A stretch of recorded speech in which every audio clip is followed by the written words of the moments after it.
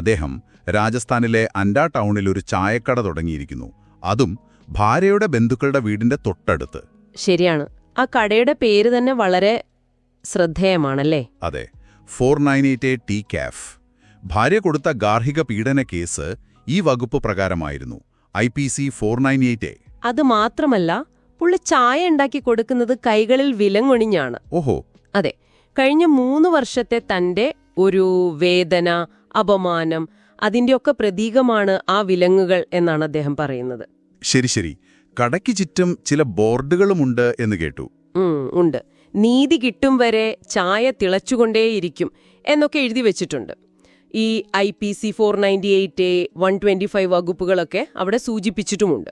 ഇതിന്റെ ഒരു പശ്ചാത്തലം എന്താണ് ഇതിലേക്ക് നയിച്ചത്? അപ്പോ 2018 കൃഷ്ണ മീനാക്ഷി മാളവിനെ വിവാഹം ചെയ്യുന്നത്.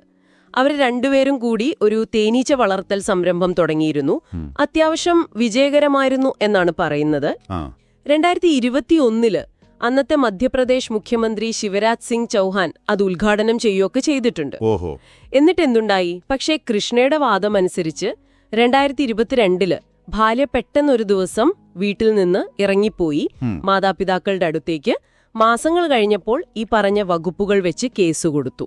498A ഗാർഹിക പീഡനത്തിനും 125 ജീവനാംശത്തിനും. ശരി.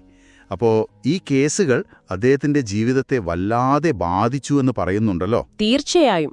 അദ്ദേഹം പറയുന്നത് ഇതൊരു കള്ളക്കേസാണെന്നാണ്. അത് കാരണം എല്ലാം നശിച്ചു. കഴിഞ്ഞ 3 വർഷമായിട്ട് കോടതി കയറി ഇറങ്ങുന്നു, നീതി കിട്ടുന്നില്ല.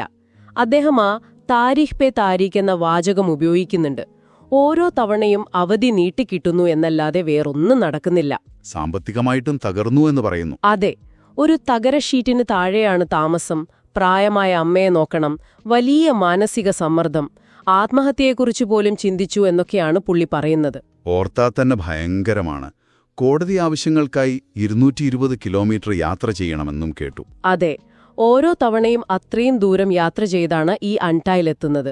അതുകൊണ്ട് എവിടെ വെച്ചാണോ തന്നെ ഈ നിയമം ദുരുപയോഗം ചെയ്തു കുടുക്കിയത്, അവിടെ തന്നെ ഒരു ചായക്കടയിട്ട് നിയമപോരാട്ടം നടത്താനാണ് അദ്ദേഹത്തിന്റെ തീരുമാനം.